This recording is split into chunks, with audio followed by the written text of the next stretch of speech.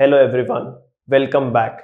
In this video, I'll be talking about this very interesting topic of factitious disorder or feigned illnesses for gaining medical attention, also known as by the popular term of Munchausen Syndrome. So let's talk what factitious disorder is. As per DSM, factitious disorder is a part of the somatic symptom and related group of disorders, and in ICD-10, as we'll discuss later on, it is a part of personality group of disorders. The basic meaning of factitious disorder is that the patient simulates, induces, or exaggerates their illness for the purpose of receiving medical attention. So, this is the primary differentiator when we talk about feigned illnesses, either in terms of malingering or factitious disorder. In both malingering and factitious disorder, there is feigning or simulation or induction of various symptoms. But the purpose in malingering is to get an external reward, a monetary reward, a leave from duties, etc. Whereas in factitious disorder, the patient's primary aim is to get medical attention. The primary motivation here remains to be involved with the medical system and to receive care. Next, unlike malingering, there is no financial gain or avoidance of duties.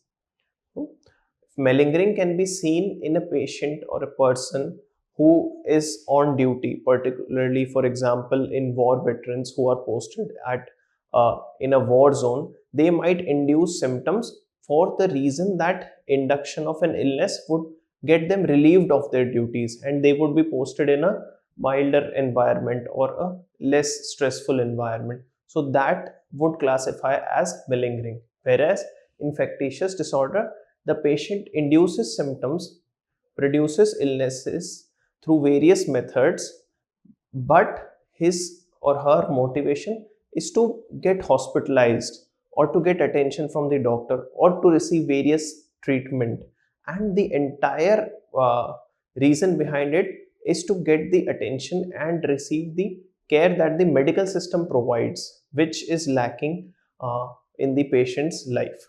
Next, factitious disorder are primarily of two types. First, factitious disorder induced on self, where the symptoms are induced on by the patient themselves on themselves, and the second is factitious disorder imposed on another, which is also called as factitious disorder by proxy. Here, the patient induces the illness in another person. Most commonly, a mother induces illness in its non-verbal infant or preschool child, and by the means of the other person or the child, the mother gets the attention, and this is called as the factitious disorder imposed on another.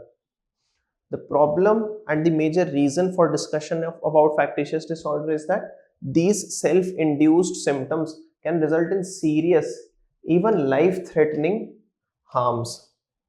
So, and in cases of another factitious disorder imposed on another, this harm can even occur to the child, even leading to infanticide, which has been seen in factitious disorders. So this is another psychiatric illness that has a mortality risk associated with it and a high morbidity risk also. The named factitious disorder is the Munchausen Syndrome, which was labeled years ago based on descriptions of initial patients. It is a severe and chronic form of factitious disorder. The common factitious disorder is a different entity which is seen usually in clinics, but Munchausen is a subset of these patients. Approximately 10% of patients have Munchausen syndrome, which results in chronic severe factitious behaviors, where the patient is involved in production of variety of symptoms at variety of places for long durations of time, and this is called as Munchausen syndrome. Whereas in the common factitious disorders, the symptoms are limited to one set of illnesses. For example, a patient with common factitious disorder would repeatedly feign their illness associated with one system of the body. For it, like for if the patient has factitious symptoms of skin, then there may be involvement of multiple skin lesions and the same symptom will be produced repeatedly. Whereas in fact Munchausen syndrome, there can be variety of symptoms, that is initially skin related symptoms, then endocrinal symptoms, cardiac symptoms, neurological symptoms. So variety of symptoms will be feigned by those with Munchausen syndrome. And as we talked about, the other type is the factitious disorder imposed on another, also called as Munchausen syndrome by proxy. And the most common form is when the mother induces these symptoms in its non-verbal child, usually an infant, and here the key point is that this is equivalent to child abuse. Hence, this is particularly of importance even for forensic and legal aspects. And as per the American Academy of Pediatrics, the Pediatric Society, this is also labeled as the fabricated illness in a child. So, here the illness is in the mother or the patient of factitious disorder, whereas the victim of the abuse is the child, and for the entity or the presentation in children, this is called as fabricated illness in a child. Short history about how we came to know about factitious disorder. Jean-Marie Charcot had described a large set of symptoms, particularly dissociative disorders and conversion reactions, and during that time he also described a patient where there was repetitive demands for getting operated, and this demands was excess to the medical symptoms or the pathology present in the patient, and this was labeled as mania operative active. So, a repetitive manic like presentation about getting operated. Carl Menninger also described similar set of patients and he labeled it as polysurgical addiction. So the first recognition of factitious disorder started from recognizing that some set of patients would repeatedly ask for surgeries and even undergo various operations. Later on, Richard Asher was the person who labeled the term Munchausen syndrome. He recognized that these set of patients, particularly the first patient which he described, would also give a high degree of false complaints, false stories, assume false identities, and they would be boastful of themselves, have a grandiose sense of feeling among themselves to get the attention or to make the healthcare workers believe in their symptoms.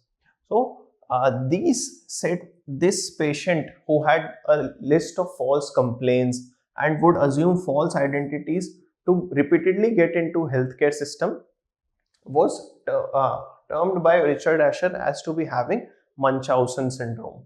Munchausen was not the name of the patient, but it was a historical war veteran who was famous for his personality and attitude of lying as well. So this the Munchausen word is not derived from the name of the patient. Later on, as clinicians started to recognize these symptoms, there was chronic factitious symptomatology was also recognized. That not just it is not a one single off event where a patient would feign illness, but this behavior would persist for long duration of time, including the at times even through the lifespan of the person. And later on, even factitious disorder with psychological symptoms was identified, where patients would feign as to having psychological illnesses such as depression, psychosis, or other psychological symptoms to get the medical attention or get hospitalized. So this set of disorders was also recognized later on. And In the recent last century, Munchausen syndrome by proxy was recognized, where the initial cases were recognized from the symptoms of salt poisoning occurring in children, where children would be fed excess of salt by the psychologically ill mother so as to feign illness in the children, or production of hematuria in child. So these were the initial cases that led to the discovery of Munchausen syndrome occurring by proxy even in mothers and children. Talking about the occurrence of these disorders, it it has been very less studied because of the complexities itself and the lack of interest in it. But in the healthcare seeking population, the number of patients who visit healthcare facilities to get treatment, approximately 1% of them have been found to have factitious disorder. It is, although not a very large number, but it is not also a very small or a very rare thing. In psychiatric patients, you can end up seeing factitious disorders every year or every couple of years if you have a good experience with a good number of patients coming to your clinics. And majority of these patients tend to be females. Approximately 72% of these patients are females. The mean age at the time of diagnosis is 31 years. So it is a disorder usually of young adults, and this and 2/3 of these patients then have some or the other form of healthcare associated work or training. However, out of the entire group of patients, only 17% actually admit that these symptoms were produced by themselves.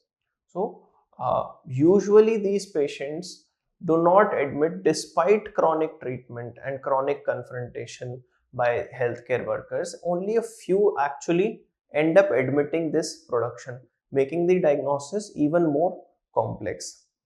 As for factitious disorder imposed on another by proxy, it overall of the entire child abuse cases, it is seen in 0.04% of child abuse victims and cases, and 100% of these patients were mothers, and out of this 10% would also induce the symptoms illness on themselves.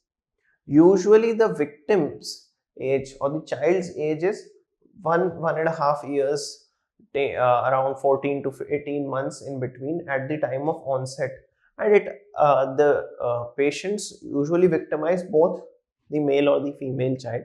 No differentiation in terms of gender in the victim. Etiological factors associated with factitious disorders, the entire etiology is definitely not clear because of the complexities. Secondly, there are certain factors that have been associated with presentations of factitious disorder, and these include that these patients tend to have an affinity or close liking for medical system. They like to talk about healthcare, they want to be involved in healthcare related activities, so they have a positive affinity for medical system.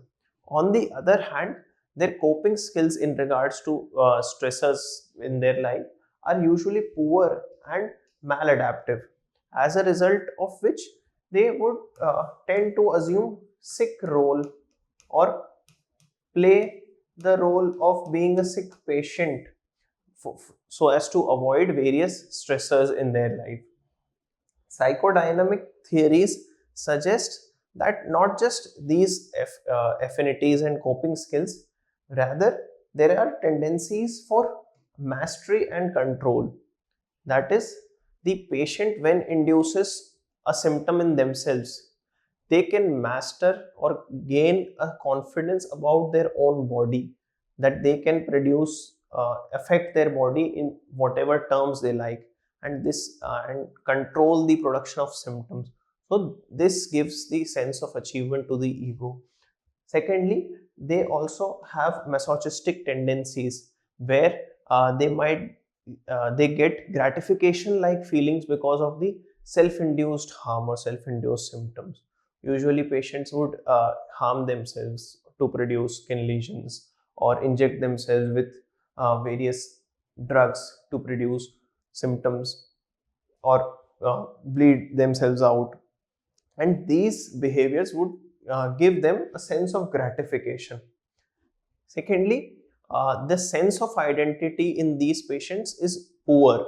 They are not able to identify themselves as a single individual with certain needs, aspirations. Hence, they assume the role of a or assume the identity of a patient. And this assumption of identity of a patient leads them to fulfill their needs for getting an identity. Hence, deprived patients, neglected childhood, these are another group of risk factors associated with factitious disorders. In patients who have factitious disorder on another or by proxy, there are other forms of psychodynamic factors affecting.